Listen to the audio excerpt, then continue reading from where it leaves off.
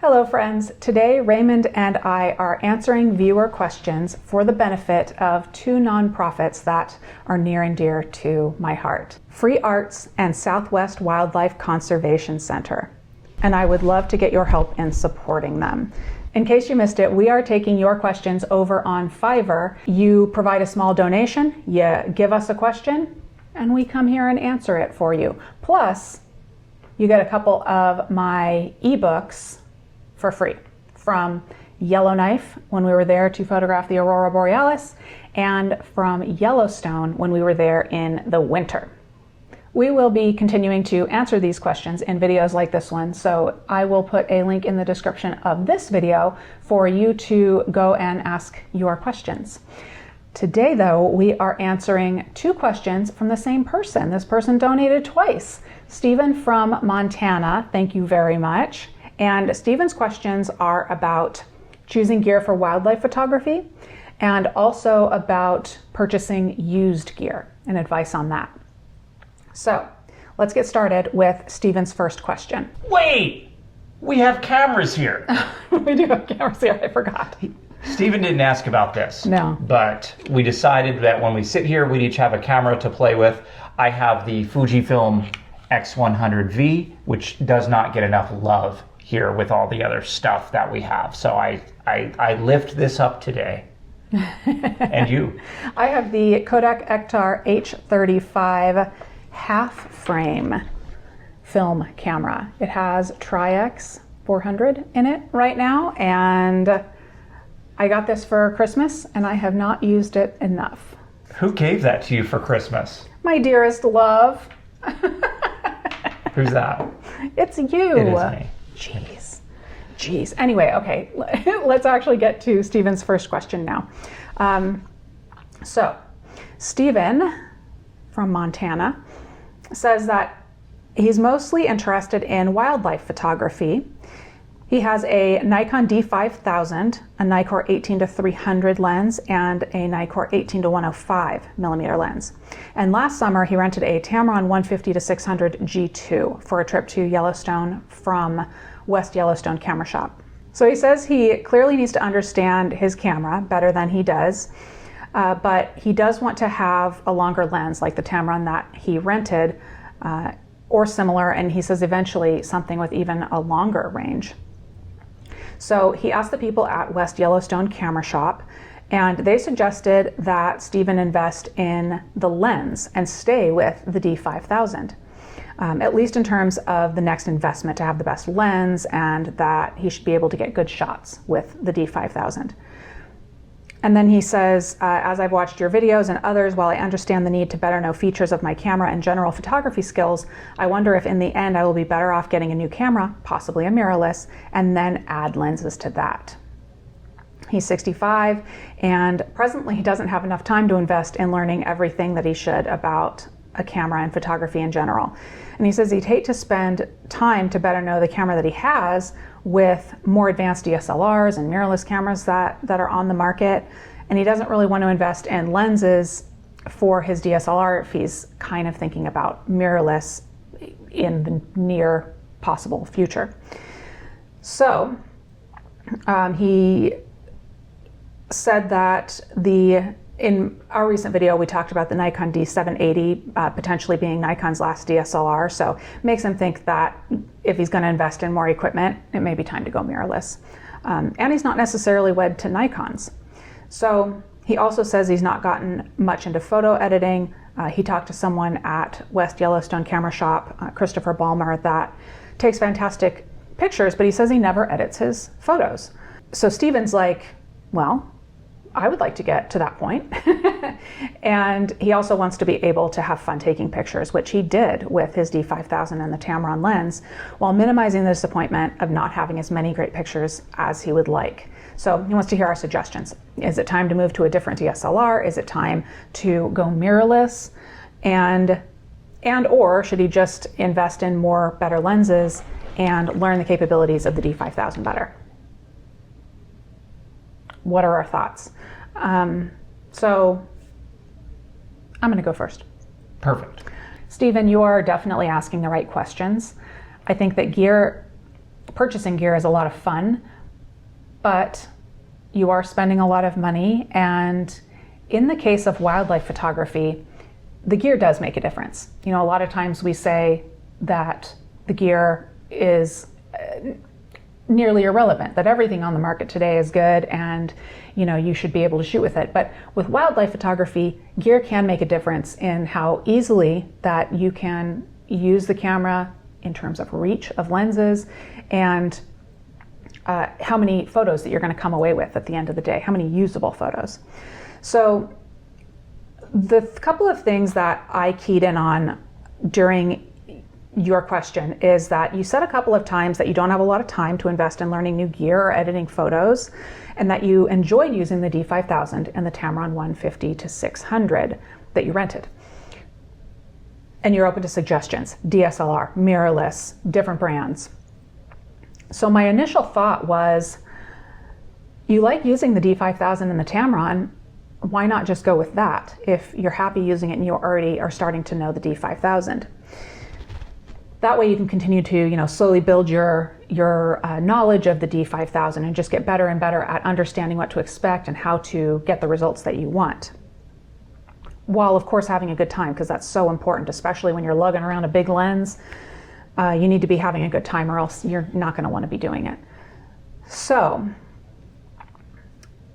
I do think I should say first that understanding your camera, building your knowledge with it, building your knowledge of photography, spending the time doing that is going to have a greater impact on your results than just purchasing new gear.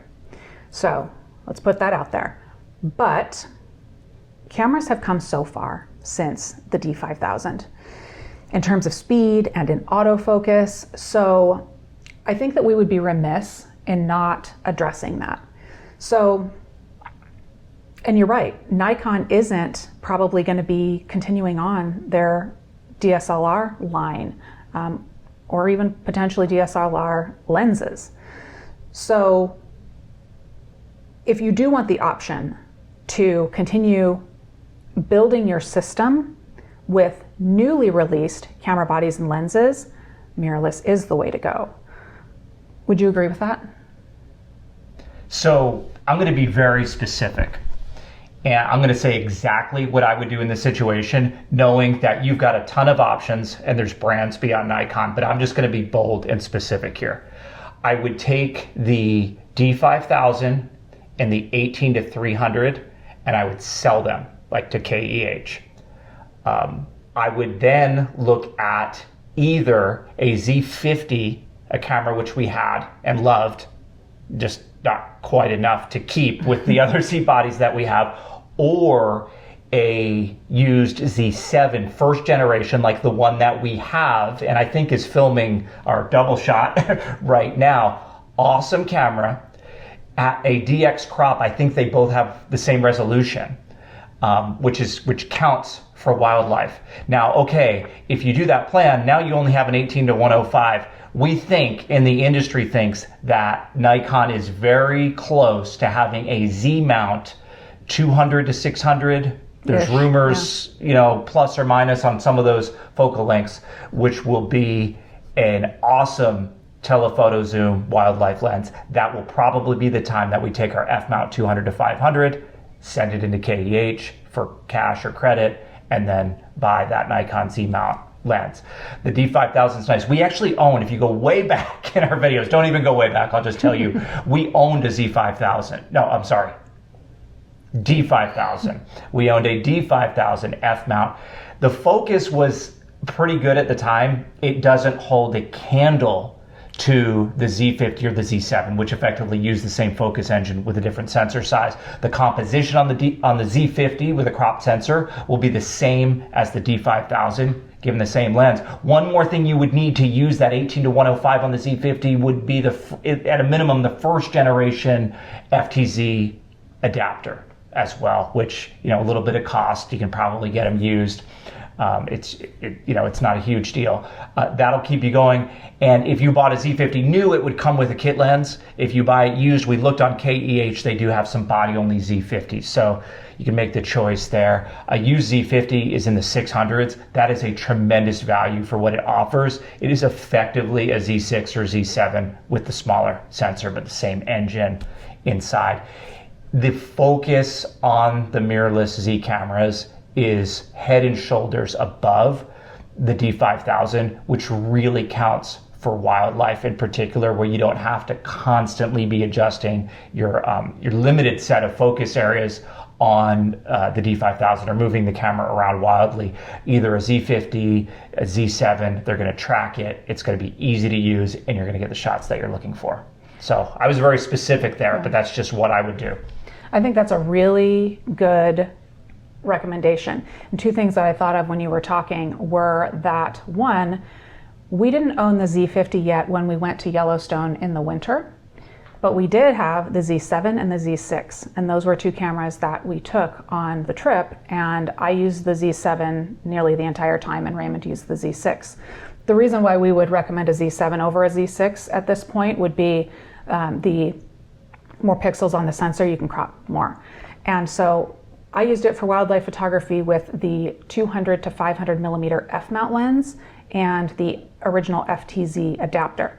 And it's a great camera. Of course, you could move on up the ranks of any of the Z cameras and you still have much better autofocus speed. Just everything is going to be better than it is on your D5000. And you are going to know how to use it already. And that's why I would not recommend switching brands, because, Raymond brought up when we were initially talking about this, maybe you should just buy into Sony because it's so smart. They've already got the lenses, just grab one of those. But that is a completely different system that you are going to really have to spend some time to learn. And Sony menus, terminology, it's a whole other ball game. It's a lot more to learn. It's more complicated. Yeah, and if you have the time, that's great. It's a great system. Go for it, any of them. But if you don't have the time, which it sounds like you don't, I would just stick with Nikon because the Z system is really, really good. And then to circle back around, there was one more thing that I thought of when you were talking, and it is that the lenses that are being made for Z mount by Nikon are superb. So where you might be cropping, you're going to retain a clarity in your images beyond where you would with the f-mount lenses that you come across, just because these are newer lenses and they really are amazing. From our use, I'll just say this subjectively on my own, I don't have any data to back this up. The mid-grade Z lenses are better than the best f-mount lenses. I think you'd tend to agree with me on that. And the camera just knows how to work with them that much better. If you're shooting f-mount on a Z-mount, you're just going to get better performance from a Z-mount on a Z-mount camera. Mm-hmm. Yeah. So that's our answer to that one. All right, let's go on to question number 2 from Stephen from Montana. He says, this is easier, I suspect, than the last question I submitted. Actually, you provided so much information and what you would be willing to, what your requirements are and what you're thinking and what your questions are, that question was actually really easy to answer. It was enjoyable. The guy knows how to map out a decision by considering all the different factors and then assess inputs like we're providing. So well done. Yeah, well done. Well done with your question. Okay. He says that he's previously bought camera equipment as well as computers and the like from B&H. He used to live in New York. As per my previous message, I recently rented equipment from the West Yellowstone Camera Store. He likes supporting local smaller stores, especially that offer good services, although they're still a good 4 to 5 hours south in Montana. And he's been watching our videos and see the sponsorship by KEH and how we talk about buying and selling to KEH. So he says if he was to buy a used camera and or lenses from KEH, how can I best test it to make certain that all systems and functions are working correctly? And looking at the KEH website, what would be the lowest grade for a used camera or lens from KEH that you would have no reservations about? Would it be different for cameras or lenses? And then he said, looking at KEH now, they have a Nikon D850 with a grade of excellent plus. And he's like, well, should I get a D850? Should I get it used from KEH? It's, more at B&H, but would that be worth it because it's new?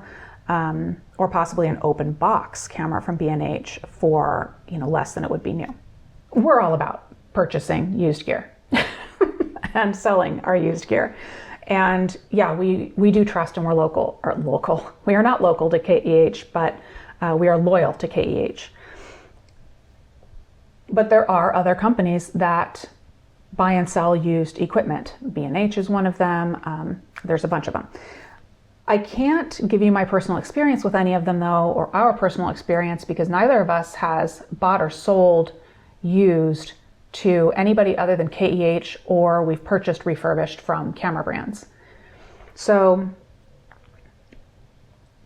what I can do is talk to you about KEH and in general some guidelines. So for testing the gear, KEH does test extensively, and we've never had an issue with any of the used gear that we have purchased, but KEH does have a really good warranty that recently was increased to 180 days. So use the gear. You receive the gear, use it. Use it those 180 days and just make sure you don't run into any issues. Yeah. And then you asked about the lowest price or the lowest grading that we would go with. And I think it would kind of depend. We might go outside of this sometimes, but I would say excellent would be what we would want, maybe even excellent minus. But that's what we've looked specifically at. May I for a minute? Yep. Everything we've gotten from KH, and we have a half dozen, am I right, about a half dozen between camera bodies and lenses, maybe a couple more items back there. Everything that we've gotten that was EX minus or higher, and excellent's not the highest, because then they have like new, and then they have like new plus or mint or something, I don't know. Excellent is below like new. Everything we've gotten excellent minus and above have been indistinguishable from brand new. And I go over the stuff like I am ready to strap it to a vulture and send it back to their headquarters and have to drop it on it. Like, you will not say excellent minus. They have a ridiculously high standard, both for physical appearance and that all the capabilities work. I scratched the FM3A when we first got it, and I felt like I had scratched a brand new item, and I still can barely live with myself. And it was a used item that's at least a decade old, but it was in that good condition where the single scratch that I put on it breached the integrity of it. Now, can you get something EX minus from KEH that might have appearance of wear? Absolutely, certainly, but they're going to be very, very fair and very conservative when it comes to how they rate it, because they don't want disappointed customers. If it says excellent, you should pull it out of the box and go, oh my gosh, this is excellent. And like Leigh said, they are going to test it, but I guess a couple tips would be, practice with it. If it's a prime lens or a zoom, run it through all the apertures, make sure it just everything looks good at every aperture. And then specifically if it's a zoom lens, because elements can move around, things can happen that, are kind of invisible, even in some rigorous testing, is you're going to want to take pictures, if it's a zoom lens, all the way zoomed in, zoomed out a little bit more, all the way down. Find something, easy to focus on that you can really see if it's not focusing quite right at any given focal length. If it's a mirrorless camera, it's probably, as long as nothing's too far out of whack, it's going to compensate for that. But if it's something that has a focal length where it just can't be focused, that's going to be a different story altogether. But again, this is stuff that KH is already doing, but anything can happen between testing and arrival at you. And I wasn't even aware of that 180-day warranty for used gear. Anything over 90 days is I'm skeptical, but I'm not because it sounds like, you're very in tune with their policies. And to be clear, they do sponsor some of our videos. We were using KEH in both directions before sponsorship was even something that we thought about would be a possibility with them. Yeah, and this video is not sponsored by them. Though we do have affiliate links. And if you want to sell gear, you can get a bonus on top of what they estimate your gear to be worth, or you can get a discount when you're purchasing gear with the codes. So that's always awesome. Where are the links? In the description of this video. But we'd recommend that, we'd recommend them regardless. It's awkward to say that since they are a sponsor, but it's just the way it is. And, that's why we were so agreeable to the sponsorship with them. We were like, oh my gosh, you guys are awesome. Yeah. Why wouldn't we? Yeah, actually, and they are a great company. They're great people. Everyone I've worked with over there has been just so nice and so understanding. When I need to push a sponsored video, they're like, no problem. It's nice when the company you're working with is full of nice people. It gives me more trust in them. And then on top of that, they're a pretty small company. They are not a large company. I've talked to the same person over there for years. And so that's just something to think about. They're not as small as West Yellowstone Camera Shop, but they're pretty small. So if that scratches your itch. The other thing they'll do, I think they still do this, they'll get on a video call with you. Oh, absolutely. To answer your questions and to look at your gear over video. It's not the same as having it in the same place, but look at your gear just as a preview so they can give you an idea of how they think, what they're interested in and how much they might be willing to pay for it, pending their own, in-person inspection. And I don't know, will they show you some of their gear that you might have questions about on a video call, or is it just... Yeah. So they have people who that's what they do. That's what their job is. They talk to people and estimate gear and talk to you about any limitations that gear might have, if it's, maybe down the rung of their rating system, which they do have a chart on their website for exactly what you can expect to receive when you look at excellent plus, those types of ratings. But I don't mean for us to be selling KEH. That's not what we meant for this to be, but they're going to come up when it comes to used gear, period. Yeah, they're going to come up, and also it's just that's our experience. That's the experience that we do have. So, take our experience and the things that we mentioned, like the people were really nice. You can get on a video call and you can apply that to any used gear facility or West Yellowstone Camera Shop. Will they help you out, let you use the camera in the store? Will they let you take it outside and see, how you like holding it? Those types of things I think go a long way. Obviously you can't over the phone or over a video chat with KEH, take a phone or take the piece of gear outside, but you could at West Yellowstone. So I think that is it for today. Thank you, Stephen from Montana, for these questions. They were definitely thought-provoking, and I think that each question is helpful to people in different ways. You're not the only person who asks these questions. So, also, thank you for your donations, by the way. If any of you are interested in donating and asking a question, again, there's a link in the description of this video. And I think that's all. We match the donation, so you're getting double the donation power from your donation. We do. Thank you all for watching.